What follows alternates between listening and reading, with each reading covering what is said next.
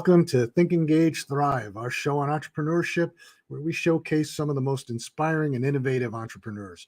If you've ever thought about starting your own business, you need to watch this show. We're bringing you the good, the bad, and the funny stories of startups.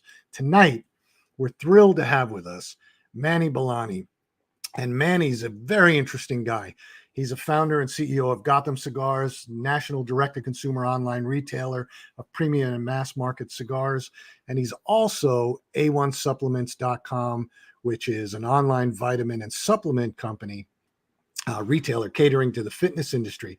So Manny, thanks for being here. Tell us a little bit about your entrepreneurial journey. What inspired you to get started? Where'd you start? What was your inspiration? And the real big question is, why? Why would you put yourself through this? I asked myself that many times. Phil, thanks for having me. I really appreciate it. Yeah. My story is, I think, somewhat unique. It was never planned. Never had an idea of wanting to be an entrepreneur. Didn't come out with aspiring ideas of starting a business or building a company. Essentially, my story dates back to college. In college, I was graduating my senior year. I was 20 years old. I had a buddy of mine who wanted to open a cigar store. And long story short was he had access to getting product, but the store never came to fruition. This is in the late 90s where there was a boom in cigars. Cigar bars were popping up everywhere. It was very hot. Everybody wanted to open a store, and there was a shortage of product. So he came to me and said, I want to open a store. This is what we do. I need you to help me out, buddy. I said, look, I'm ready to go to, I want to go to Wall Street. I'm graduating summer. I want to do something different. It's not my plan, but I'll help you out. So I did that. And long story short, the demand was there. They called him back and said, hey, we need some more of these cigars. The store never came to fruition. He wholesaled them out and then birthed a request of needing cigars for these, Capitol Grill was one of them, different restaurants, bars, traditional tobacconists. And we started to move the business. He said, you need to help me out. I need to move it back to where he lives, which is New Jersey. We moved up there, slept on his couch. I'd already graduated at this point, in a spare bedroom, eating McDonald's. We didn't have much money, but his parents were helping us out, watching the business. And we started this is back right when the .com started to build and take off. And technology was just getting a normalcy in the world, but we would send our price list. We built a price list in Excel. We would send it out to stores, dialing for dollars, fax it. It was a 30-page fax that obviously got cut off regularly. And then I'd call and follow up, take orders over the phone from these stores that needed these products. We would be in the basement of his grandparents' home, and we would pack cigars into a box and put them upstairs and send them out FedEx. And we did this all over the U.S. The company grew on or around 2000. In the late 90s, I would say 99, I had, which is another side story. I was involved with a kiosk in the World Trade Center Tower of One. And I had gotten out of that. I packed up the company. I bought him out. I sold. I decided to move it all back to Miami, where I'm from. So took my portion, took the business, took the inventory, packed up January 1st, 2000, moved it to Miami, built the company, exited. We grew to about 20 million, and then I exited in 2010, 2011. So it was very fortunate. Yeah, that's phenomenal. I love stories about entrepreneurs who started lean and keeping it, in the house and keeping, doing it in the basement. And, I did that with one of the companies. I had a house that I owned that I rented out, and, I needed a place to start. And we had, marketing people and social media people in the bedrooms. And every day, everybody would come downstairs at 4:00 and we would fulfill orders and take them to the post office and ship them out. So yeah, I know that feeling of starting in a non-traditional environment, but keeping the costs down so that you keep the revenue focused. Absolutely. Yeah, we had to endure that. That's I think for a lot of entrepreneurs, it's a great way to cut your teeth, right? It's a great way to learn to really understand budgeting. When you wake up one day and you think, we had a great day the day before, we sold all the stuff, but where's the money in the bank? How am I going to meet payroll? Payroll's due. Even if you have 1 employee, 3 employees, even you start out small, you're sweating. You got to figure out. There's various different components that I think the entrepreneur journey goes through, The first is, I think everyone wakes up and says, it's simple. You buy something for $1, you sell it for $2. Yeah. You realize it's much more complicated. It's how long is it going to take to get that $2? And then what are the operating costs and that you're going to have to spend in the interim of collecting that $2? And then there's, you need some growth capital. Oh, by the way, if there's anything left, Uncle Sam wants this year. So, yeah, you'll learn as you go. Yeah, no, I agree. I mean, we talk to entrepreneurs all the time that think, they read these stories where they can go on Amazon, they buy a product for $1, sell it for $3, and they think they're going to be millionaires overnight. And they don't realize, you've got to carry that inventory. You've got to put the cash out. You've got to market. Getting it on Amazon is one thing. Selling it is another thing. So, and what's your plan? What's your plan for selling? What's your plan for marketing? And most of the time they don't have it. So, right. Yeah. They're building the plane as they're flying it. I mean, that's kind of what they go through. Yeah. That's true.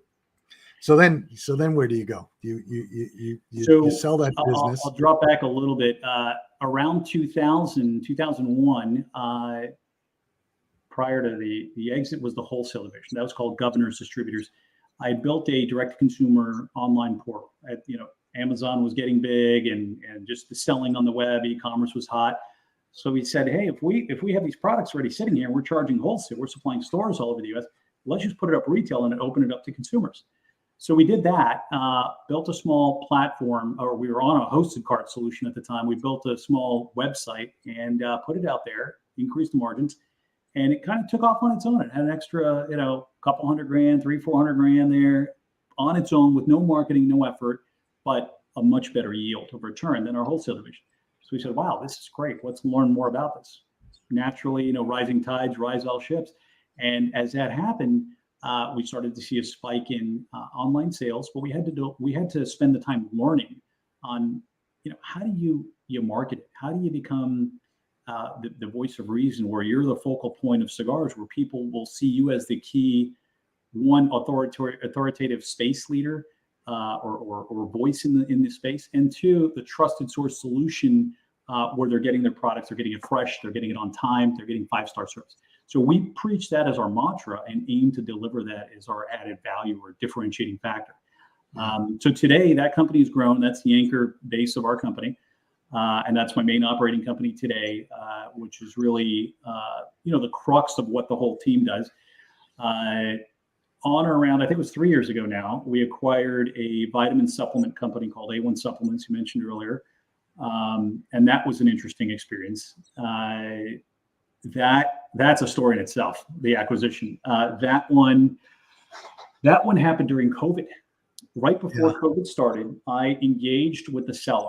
We went to a letter of intent. I liked the business. I sat down. I was working really hard. I extrapolated all the numbers. I looked at the financial statements. This is the part where I really enjoy it, is in the math, in the numbers, looking at what they're doing, and just saying, hey, they're not doing it right. I think I can do it better. Balance sheets. I printed out their P&Ls running 12 months, and I had to do it in a landscape format because that's how they gave it to me. I stapled the papers together. I laid them all out all over my table, highlighted and circled all these little different areas. Well, package costs are, $8.45. I can get this out the door for $4.75 times 72,000 package, and I'm doing all this math and saying, my eyes are lighting up and I'm getting excited.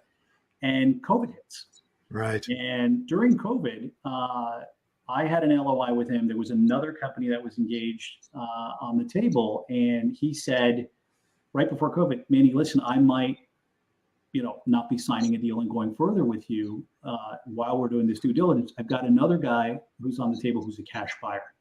Your price is higher, but he's all cash on closing.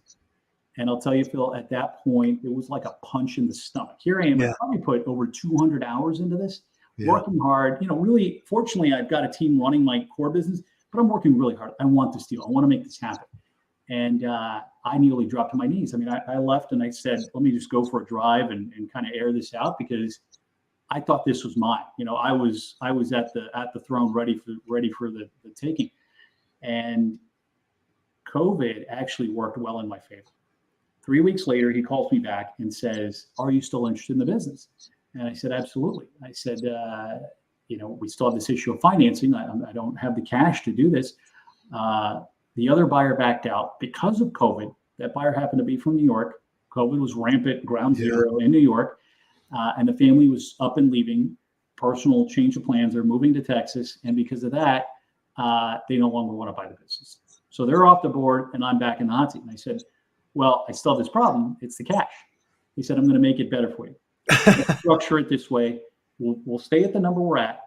Give me a third at closing and we'll structure a 3-year term note payout, which I said, okay, well, how am I going to do that now? I got to go to banks in the middle of COVID. No one's, I can't do it. And he said, I'll make it even one better. I'm going to finance it for you.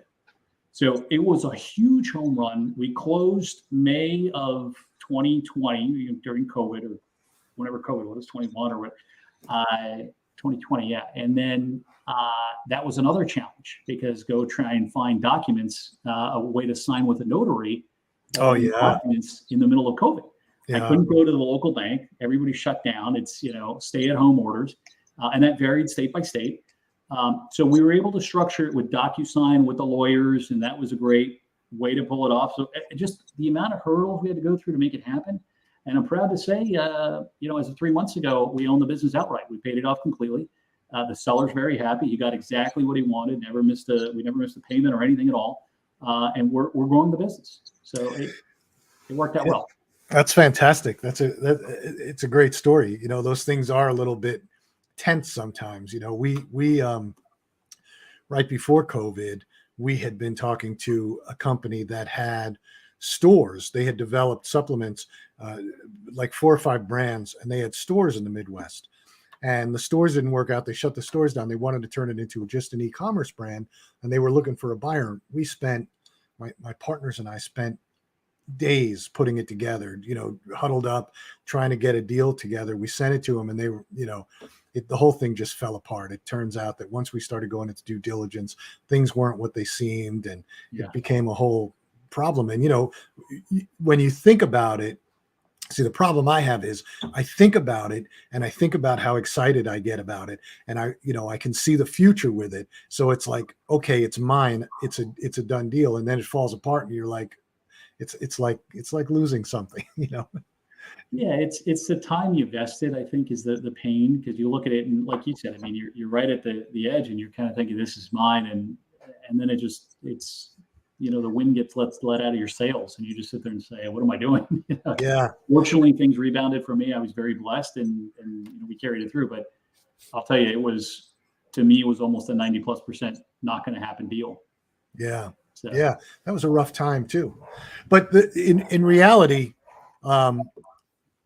you're in 2 businesses that are somewhat regulated, right? You're sort of limited.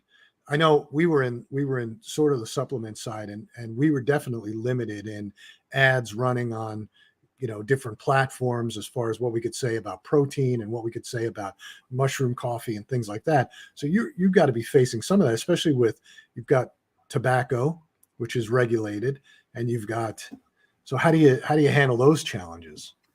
Well, there's several challenge fronts. Number one, they're both governed by our jurisdiction under the FDA. We're not manufacturing, so that takes a good chunk of the element out of play in terms of regulatory environment. You can look at the product themselves. From the product side, and this has been a very contentious, litigious situation back and forth between the tobacco industry and the FDA for many years, and multiple rulings on both sides, and it's still never really panned out yet as to what the final rulings are. But a lot of proposed rulings have come out on manufacturing processes. Well, with premium cigars, those are typically manufactured overseas. So how do you regulate governing practices or methodologies of building a product from a binder to a wrapper to a filler to the tobacco itself? How do you go about that in Nicaragua, in Dominican Republic, and you enforce that?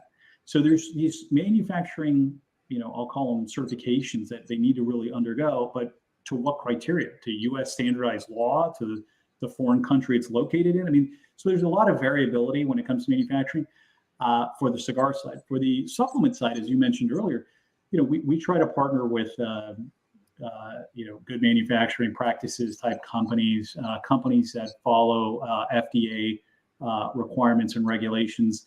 And they have these certifications. We also use third-party lab testing for products that we make under our house name umbrella, just to verify that what's coming out of that manufacturing plant is what's reported on the ingredients on the site. And of course, in that industry, nutritional supplements, you can't have false claims or claims that even appear to be remotely gray. I mean, so you're better off, less is more almost. I mean, you can't have weight loss claims or anything to that effect. It's quite a regulated space. That's just the manufacturing. The marketing itself is a whole other conversation. The form of pay-per-click, PPC, was allowed in the tobacco side as per Google policies, and being up until probably 2007 or 8. And once that got nullified, you can no longer pay to display ads on any platform that's out there on the internet. So the biggest question you're left with, scratching your head saying, how do I market? How do I find new customers? I can't do paid. I can't do any sort of Google shopping. I can't do any sort of, influencer. I mean, so you get creative, right? SEO becomes king.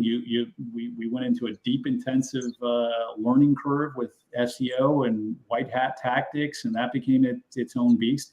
So it's an ever-changing model, but I think staying above board, doing the right thing, and hiring the right people, and building a team around foundational policies that are white hat and tactically going to execute and keep you here for the long run is the reason why we've been running for over 2 decades. But even SEO, to a certain extent, Google will sort of suppress certain things. I mean, it's not it's got to be a battle. I remember, years ago, I guess probably 2016, 2017, somewhere around there, there were guys in the cigar business that were faced with, having their sites not even show up for search because Google was sort of suppressing anything to do with tobacco, or they didn't like something on their site or whatever, right. And it's gotten, I think it's gotten a little bit worse. I'm a big fan of AI. We use it in a lot of ways and have used it, but I think that some of the companies like the Amazons of the world, the Googles of the world that are using AI to go out and scan your site and find things, it finds things that aren't there, that aren't real, and it's very difficult to get them to fix it because they have now this system that it gets into, where it's scanning your images, scanning your text, scanning things, and seeing it incorrectly and then blocking it, and you've got to go through a million hoops to get it corrected. So we've had nightmare stories like that. We've had our feed that we would submit for Google Shopping on the A1 side of the business. And regularly, they would look at products based on just nomenclature, and they would say, this is a banned product according to Google terms and policies. And then good luck trying to get someone on the phone from Google. So we'd have to submit a request. We'd have to find a way through some sort of agency or avenue to get somebody to manually, what's called a manual review, to then say, you're right, this was a bot that picked it up. This doesn't make sense. So as an example, I remember a product we had, it was called No Explode. Okay, and it was in reference to gyms in terms of gym and fitness world, pumping up, and you don't get that explode swell feeling. Right. Well, they tagged it or characterized it as maybe a bomb related type of thing. An inappropriate product that we're trying to show people, or the product is advertising not to explode. So, this has nothing to do with it. But a bot picks that up, right? And the viewpoint of the bot says violation of policy. And then not being able to get a live human being on the phone from Google to explain, hey, this is what we are. This is what we're selling. It's standard. Other people are selling it. It's a commercialized product on retail shelves. It took a while. It took a while. So. Oh yeah, we face it. We've got a client in the fitness industry, a big company that sells treadmills, bikes, things like that, and the Google feed for parts, for some reason, continually for replacement parts or spare parts, it continually picks up things that aren't there or misinterprets the things that are there, and we've constantly got to fight it. And it's a major problem. Some days you wake up and you find 600 items are not being allowed. You're going, oh my God. So I can just imagine what you're going through with those two industries. So yeah, it's tough. We've got people on it that monitor it now. I mean, we built out a business process internally, our SOPs, just to, when we have this pop up, this is how we handle it. right. You got to have an eye out. You do. Hey, let me pop out. I've got to run a commercial real quick, and then we'll be right back, and then we can talk a little bit further about where you're heading with the businesses and what you see in the future and how you think you're going to get there. So we'll be right back.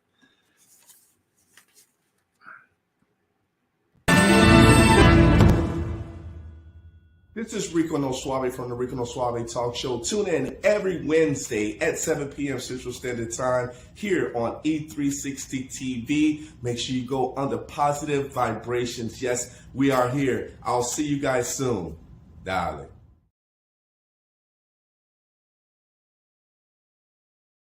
And we're back.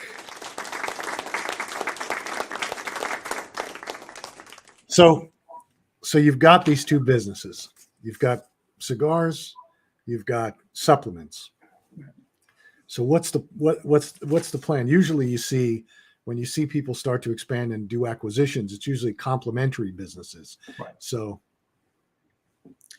yeah, in our case, we're widget agnostic. We're not looking at specifically within the space of cigars or within the vitamin supplement space. Although if an opportunity comes by our desk, we're definitely looking at it. I formed a company called NGG Capital, and that's really the umbrella of what we're looking to create underneath it is various different brands. Ideally, the main goal is we're looking for e-commerce type of companies that are selling lightweight, shippable, consumable products. We want to be able to fit it in a box. We want to get it ideally on a subscription-based level, but something that you need every 2 weeks or once a month delivered to your door. So we built internally a few pillars of our foundation to support the ability to do this and streamline it and do it very well. Our picking, packing, shipping, fulfillment distribution center located in Miami. We can do that, again, regardless of the widget. It can be anything. We'll pick it. The process is the same of putting it in the right bin, slotting it, giving it a location, receiving it correctly, putting it in the box, getting it out to the customer, and doing it in an efficient manner.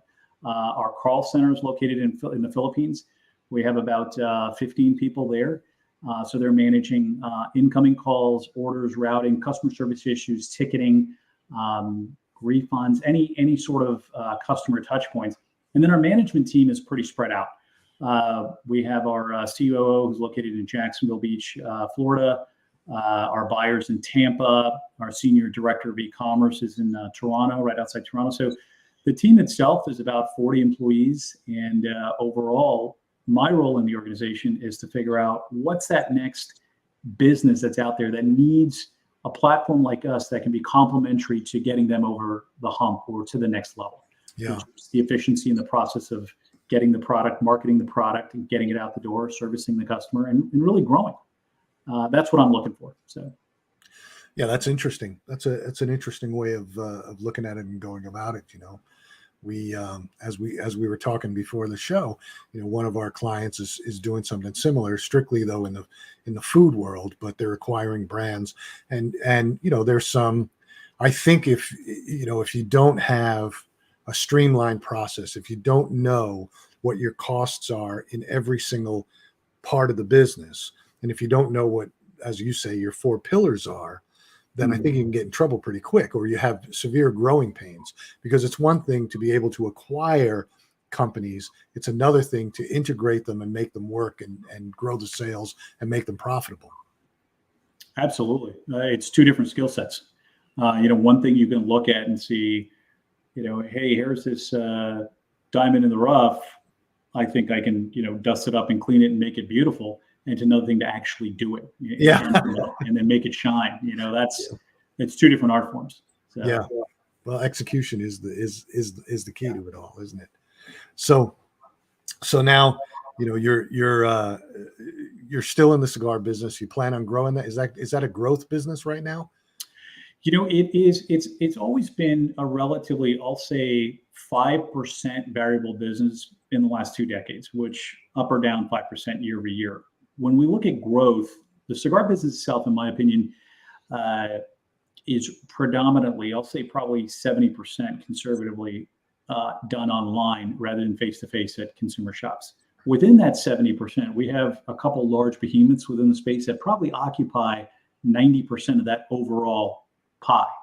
So really, there's opportunity to grow because you can figure out what scraps you can get from what's left over within that pie, but also what market share of that existing pie you can take away. It's not a growing industry where you're going to naturally get growth through growth itself. I think it's more if you can execute well, you can find other customers that are willing to come across and try your brands and try your service. So we're optimistic there. We are seeing conservatively 20 to 25% growth year over year the last 3 years. So it's doing well. We're happy. On the supplement side, it's a different animal, right? So there's probably only, in my opinion, 5 or 6 million cigar smokers within the United States. And we're regulated too as far as what countries we can sell into. So we only sell into the US and Canada. On the supplement side, if you think about pretty much every home, everybody down the street, 7 out of 10 households. So you got to have, some sort of multivitamin in your cabinet or your drawer, or a vitamin C, and then you have the hardcore sports nutritional supplement type of people who want to use protein for an extra workout, a bigger boost in mass or a boost in their workout. And, there's a vegan trend happening. All of these things together, I think it's important, but it's 100 million people maybe in the United States. It's a pretty big number, and we're shipping globally. So I think that audience just lends for a wider net that we can cast. You're shipping globally from Miami? We're shipping globally from Miami. Yep. Wow, that's interesting. That's amazing. You have a call center in the Philippines. Are you still getting a lot of phone calls for orders today? We do, believe it or not, especially on the cigar side. Not as much on the supplement side.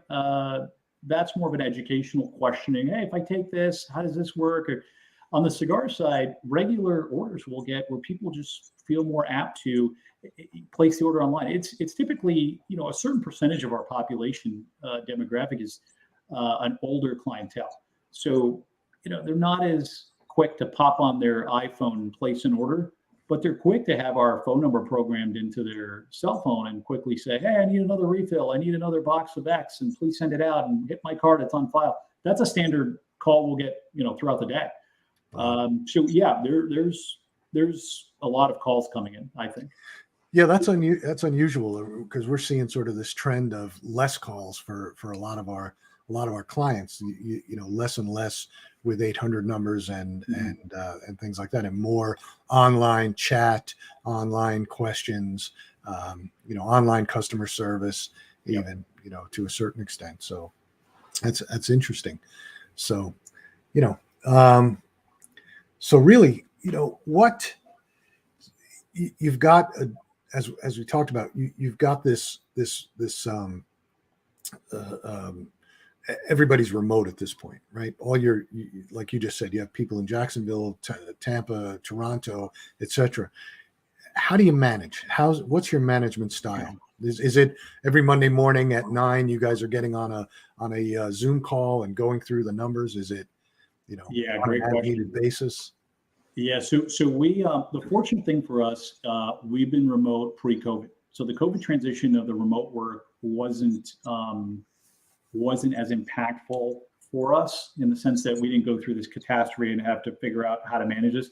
We kind of had a basis for it prior to. Essentially, the way it would work is, each of my direct reports have their own mini teams within there that they manage. So we have on-site premise, probably about 15 employees located in Miami, and then they're managed there with a person on site. And then, each department head manages their team through Zoom calls. A lot of it is having a centralized platform board that we can track or communicate on. We use Asana. That seems to be the right tool for us. There, it's easy because you can put in tasks, you can hand out tasks, assign tasks, you can put in deadlines, and for expectations, you put in subtasks to it. But if you need clarification on a call, we have regular calls we set up, and then I'll have a general 1 to 2 call per week with my department heads to go over tactically where are we progressing towards an objective or a project plan that's on the board. Are we going to meet our numbers?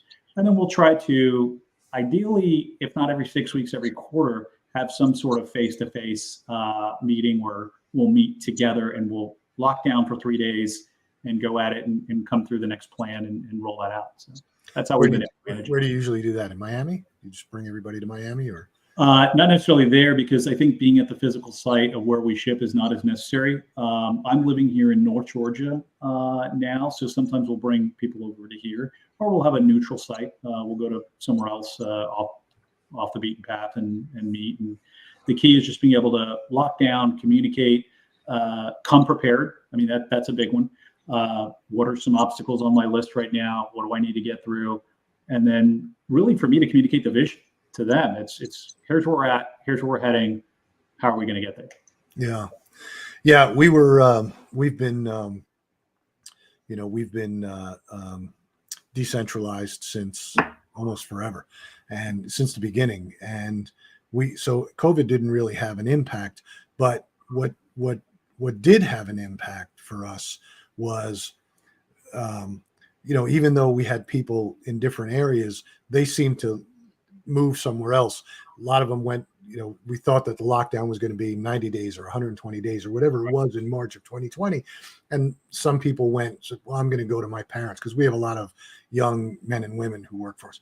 And I'm going to go to my parents. They're in North Carolina. I'm going to go to my parents. They're in Florida. And then, what happened was they never really came back to where they were. And then they sort of got sidetracked while they were down there, got married or met somebody or whatever. And then, we did lose a few good people that were with us for a long time, not through, quitting or anything, but, through marriage or through having children or, and just deciding to sort of move out. But the funny thing is we did have, prior to COVID, even though we were mostly decentralized, we still had, 2 offices, primarily because of the developers. The developers wanted an office where they can communicate with each other. So we had one here and one in Detroit. And, it was funny. Those guys were still going to the office during lockdown. They didn't care. They needed a place. They just, for some reason, the developer side, the engineering guys, they just don't want to be home. They want to be in a place where they can communicate with each other. They've got their setup. They're there. And so that we still have an office, and I do go to it every once in a while just to sort of check in. But, it is interesting how other companies that we talk to are struggling with, having a decentralized approach and trying to bring it back. But to me, I see that as just a cost center. I'd see paying rent and buying offices just as a non-productive, because I think that people, what I've found in my world, doing this for 15, 20 years of being decentralized, is that I find that people tend to be more productive when they're working from home than if they're in the office. They're not getting in their car and driving to work and sitting in traffic and, commuting. They come in, they get up, they're relaxed, they can get their job done. I find that people work sometimes at night longer than their 8 or 9 hours that they're expected to. And so, I think it was a good time, and, I find that people seem to appreciate it. And I think that it's helped us retain people longer, because they look and go, well, I don't want to get another job because they're going to make me go to an office. So, Yeah, I think there's some good that people haven't looked at that I think has come out of the remote working situation. In our case, we were able to acquire better talent. I mean, typically looking at an office format for the most part and requiring people to go to an office, that would put you, for the most part, within a 15-mile radius of having to hire. As I mentioned earlier, some of my top talent is, north of 500 miles away from Miami, leaders in our organization. And that would have never happened had we not had the vision of, let's now, instead of having this 15-mile radius hiring area, let's expand beyond that. Today, we have a development group in India. We have a graphic artist in Costa Rica. So the list goes on. We have social media. We had a girl doing that for us in Greece.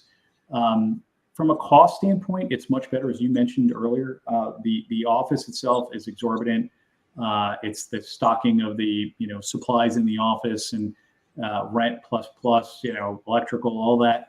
And then productivity. I mean, if you're stuck in traffic, especially in Miami, trying to get to and from, you come in kind of, your ears are steaming, you're frustrated, you're running late, and then you want to beat the traffic. So we found people to be more efficient overall, better talent. And let's face it, it's easier to sit here and walk 20 feet from your bedroom door to be able to get your work done. And in the middle of the day, you can stop, you can throw in a load of laundry, you can fold some clothes, you can go downstairs and eat, or, go to your kitchen and grab something. And I think it's just, for me, I find myself working smarter.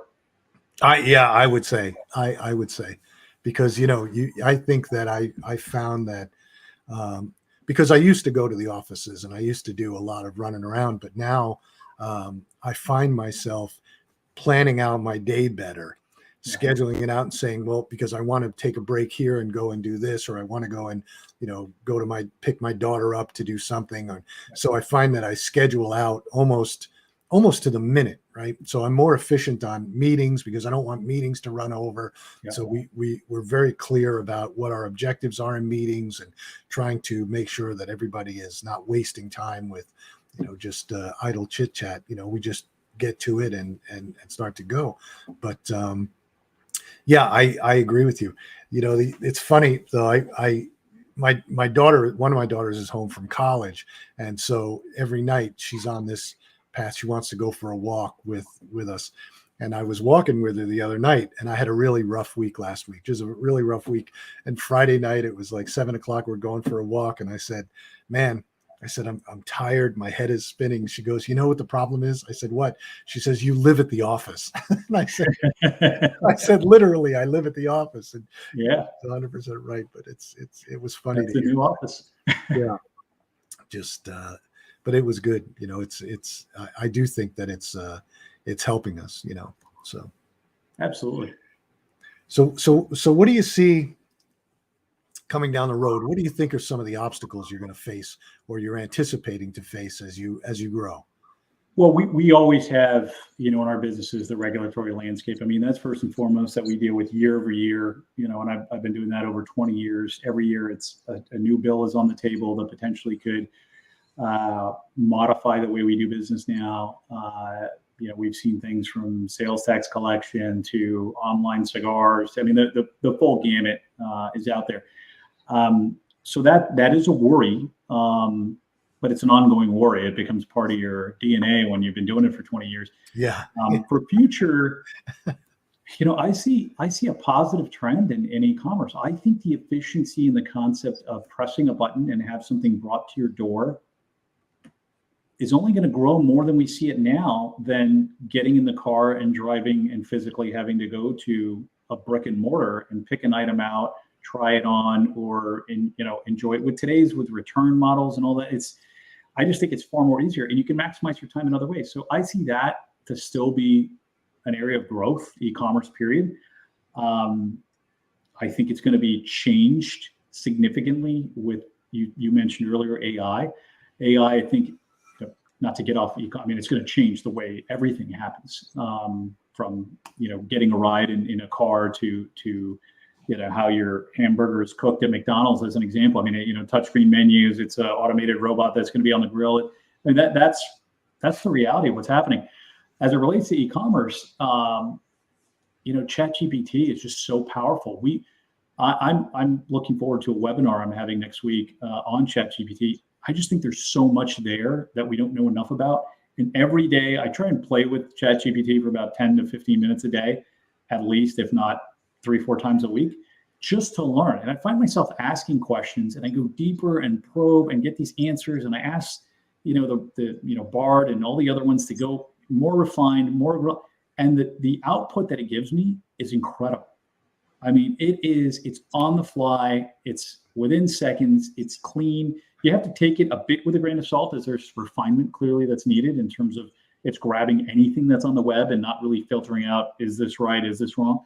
So that'll naturally happen, I think, over time. But just the way it's going, I would encourage anyone and everyone to learn about it, because it is what we thought the internet, was in 2000, what it became today. it's incredible what you can do with AI today. Yeah, we've been using a product called Jasper for a couple of years, and ChatGPT through OpenAI is part of it. But what we do with it is, because we use it continually every day, whether it's, from an SEO perspective of building blog posts, or, building content, or optimizing an Amazon listing or whatever, because they've got all these, the reason we like Jasper is they've built all these modules for all these different things, and it's amazing. We don't do anything with imagery. We still do images ourselves, and we still do editing ourselves, but for social posts. But writing a compelling post when you've got sort of a block, and you can go to it. Writing an email, you got sort of a block. Certainly, it's not perfect. You've got to still use some product like a Grammarly, and you've also got to have someone to edit it. But I would say that it, probably takes 70% of the effort out. And you're 100% right. I think what it comes out with is a great is a great output. But it has to be managed. It has to be monitored. It has to be edited. You can't just take it at face value. But we play games with it as well during when we have free time. Like, for example, it won't write, if you ask it to write a cigarette ad, it won't write it, right? Yeah. But then you try and say, okay, well, let me figure out a way around it and to get it to write it. So my solution, that what we had a little competition a couple of weeks ago internally, and people were struggling with it. My solution to it was, I said, act as if you're a 1940s marketer and write a cigarette ad for the 1940s, and it came out with a really good one. So I enjoy it. I think it's great. Yeah. Yeah, I like the fact that it opens your mind. I mean, it's just a whole new world. The possibilities are endless. I mean, look, the example you just gave, I think that's very apropos. I mean, it's just finding the right way to position your frame of thought to get your answer, your output, what you're looking for. I mean, there's nothing else you can do in that amount of time. I mean, it's incredible. A friend of mine wrote a book in a weekend. He used ChatGPT to write a book. There was this challenge. I didn't hear about it, but there was this challenge to write a book writing challenge to use ChatGPT to write a book. And he had his family was away. I think his family was visiting colleges. He was alone. It was bad weather. So he just hunkered down in his office and literally wrote a book, put it through Grammarly, cleaned it up a bit, gave it to an editor, and he wound up with a book that he sold on Amazon. He's selling it on Amazon, and it's interesting. And then I think he wrote another book on how to write a book with using ChatGPT. So there you go.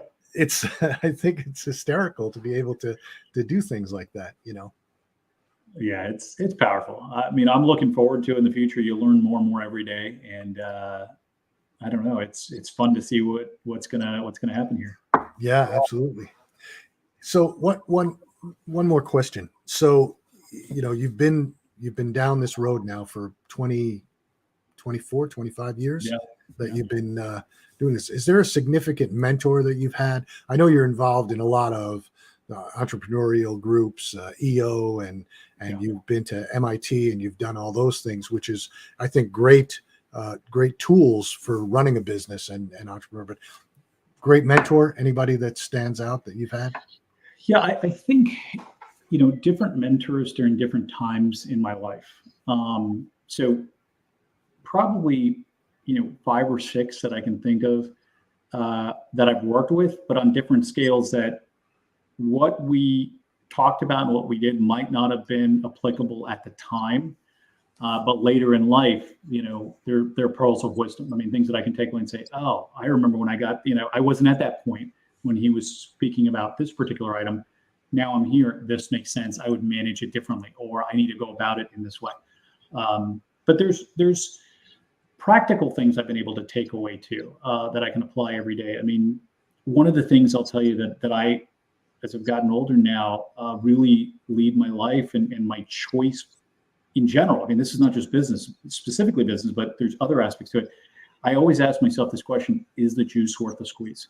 I found myself a while back, right, being this entrepreneur, scrappy, hardworking guy. Well, yeah, I'm getting this couch at IKEA, but it's $80 to ship it. I'm going to go pick it up with myself, right? I'm going to grab my buddy's truck. I'm going to put in my gas. I'm going to go there. I'm going to save the $80. And it makes sense, when you're 24, you're 25. When you're older, one of the things we all have in common factually is 24 hours in a day, right? Yeah. And I think what we don't do, or at least I'm learning this better now, is take the time to analyze where are we spending that time? How much are we investing in the business, in the family, in personal time, in children, and philanthropy, and whatever personal things we want to do. And if you really do this exercise, which is what I did, one of my mentors encouraged me, I charted it out for a week or 2 weeks, and I wrote down everything I did. There was a lot of fluff. There was a lot of wasted time. There was a lot of things where I look back and I say, if I ask myself the question, is the juice worth the squeeze? And I do that with clients and taking on a project or looking at spending the time to pull data. And if the answer is no, I don't want to do it. I'm in a place where, fortunately, God bless, I don't need to do it, but I'm not going to get the yield that I want. I'd rather invest that time elsewhere.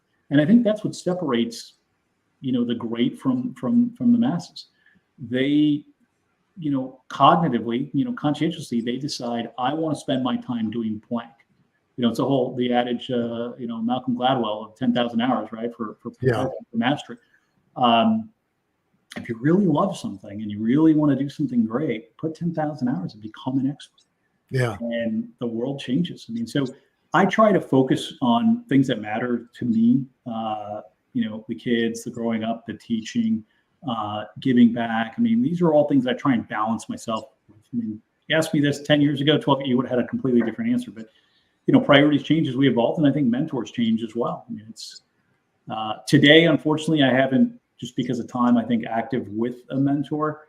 I've done some, being a mentee, but I've done some mentoring for other individuals in the past. But now I'm just more cognizant and aware of how I want to spend that time. Yeah. Yeah, that's interesting. I have a tendency of being a little bit of a workaholic. I if there's a minute that I can fill, I'll fill it. And what I found during COVID, because at the beginning of COVID, because everybody was locked down, I had this tendency of, getting up and starting early and just, going until 7 o'clock at night. And then, even sitting, watching, talking to the family or whatever, I'd sit there with my laptop and, I can get this email out, or I can do this and I'll get a jump on tomorrow. And then and if I didn't do it, I sort of had this little guilt feeling like, oh my God, I'm just wasting time. But then everybody was home. My kids were home from college because college shut down. My kids were home from high school. So we had like four people here, plus my wife, and everybody was here. Yeah. And I was thinking, it'd be sort of a wasted time to just work through all this. So we made a conscious effort every night to we would take the dogs for a walk, but we'd go as a family and we'd sit there and chit chat. We always had dinner together, things like that. And I found that because they were teenagers, my daughters were teenagers, my son, they didn't usually at that time, they don't want to talk to the parents. They don't want to be around you. But during COVID, it sort of brought everybody together. And I think it was a good year. I think that we were all really together.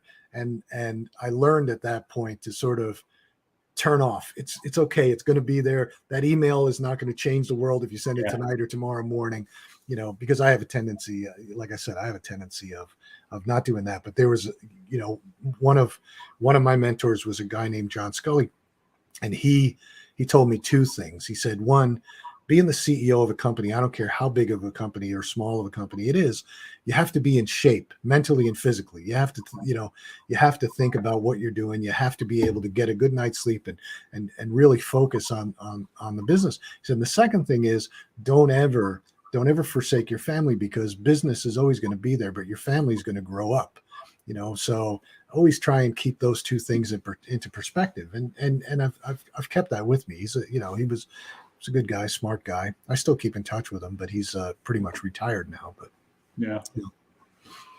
it's amazing. It's I think there's a lot of people that, at least in my experience, have come through pass through your lives. And I try to take a little nugget from them, a little piece of advice or words of wisdom, just to grow and figure out, what are my blind spots? What can I do better? And if I can get some sort of nugget that makes sense, that changes things, hopefully I can become a better person and change the world too. Yeah. Yeah. I find mentoring other young entrepreneurs helps me to be, I think, a better business person, because I listen to some of the things that they talk about and I think, oh, I've got to get you on the right path. But you can't just come right out. You can never say to an entrepreneur, no, that's not a good idea. Can't say it. But all you can do is guide them and say, have you looked at this? Have you looked at this? Have you looked at this? And I think that, I think they get optimistic based on what they read in publications, that they think they're going to come up with an idea, write a business plan, go in front of investors, raise $10 million, and then they'll be $1 billion company in 2 years. It's never worked that way. It's never worked that way.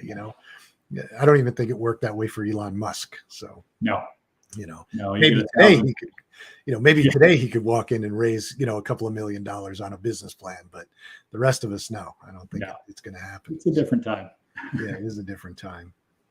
So, yeah, we've got about 5 more minutes left. Any words of wisdom for young entrepreneurs out there? Any good, fun stories of past near-death experiences or I mean, in terms of words of wisdom, it's a grind, right? It's you got to get up every day and you gotta hit the pavement and work harder than you did the day before. It's having faith in your beliefs of how the outcome is going to happen in the business or whatever you're planning on doing, your invention or anything. But it's sticking with it. I think a lot of people that I've seen will throw in the towel after a certain amount of time, maybe 6 months or something, and say, "Hey, it's not going to happen. I can't. I got to go do something else." And it's okay to do that when you're 20, 22, 25, and it's completely different when you start to have a family and there's other people that depend on you and there's other obligations and there's, a financial requirement to it. I think in the ages of 20s, in that age group, it's a great time to learn, make mistakes, screw up, learn fast. Just don't repeat the mistakes. It's a time where there's, you're just so raw and anything can happen. And who you are at 21 is completely different than who you are at 31, 41, 51. It's completely, the mindset is different. The body's different. The philosophies are different. And it's always, you got to get up and give 110%. I mean, that's what I try and do. Well, I think what I've taken away from what you've talked about today is you seem to be very, you understand your business, you understand the components of your business, you understand what the costs are, and you understand how to manage and control those costs and try and see it. I think the big one today, you're talking about e-commerce before and the future of e-commerce, but I think the big one today that everybody's struggling with, including Amazon, is shipping costs. They're out of control and they're going to continue to rise. And Amazon's trying to get people to go to places to pick up their orders rather than, have them delivered to try and keep costs in check. Chewy, I don't know if you have pets and if you use Chewy, but I do. And Chewy suddenly has changed the way that they ship to try and get efficient or lower costs because I think that, costs are continuing to rise. So, but what I heard from you today was, you've got these pillars, what you're good at, you understand it, you stay on top of it, you stay on top of your business and, try and keep everything in check so you can keep growing and keep sustaining, not resting on your laurels, so to speak.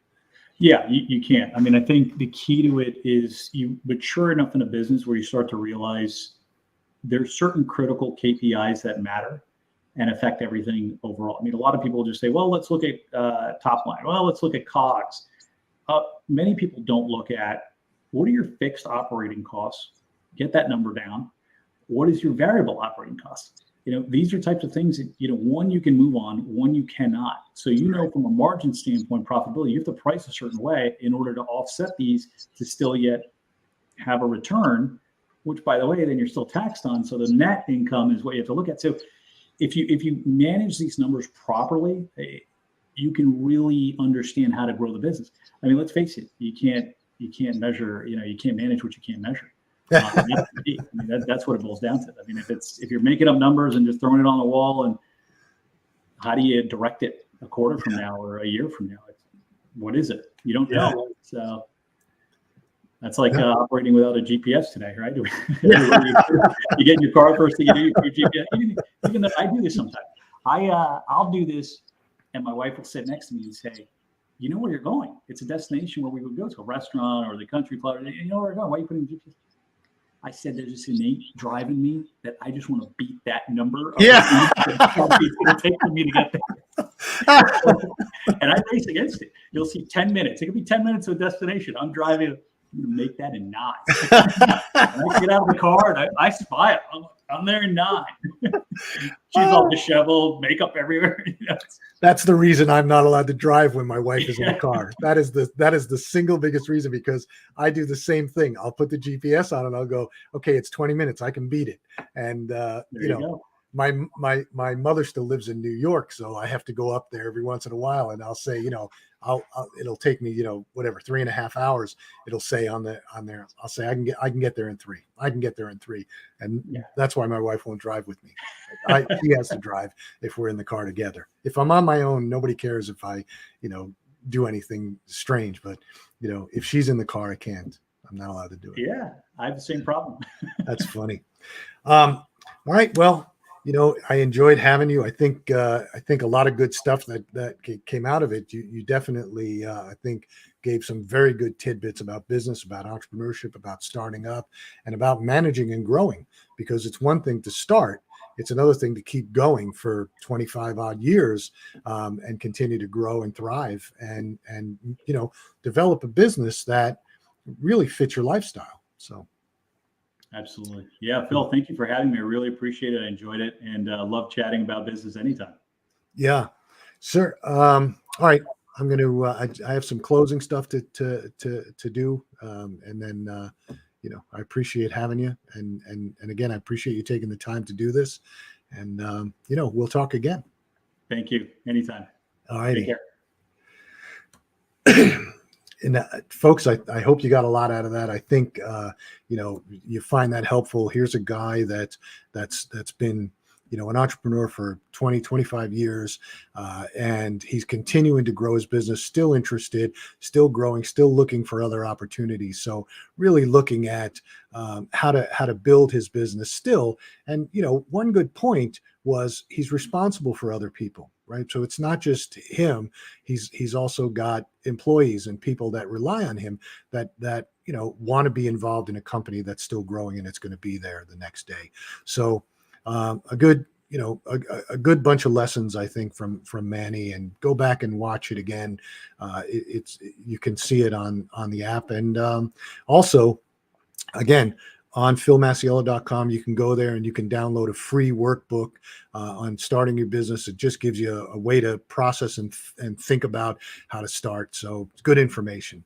And again, thanks for joining us, and we'll see you next Tuesday.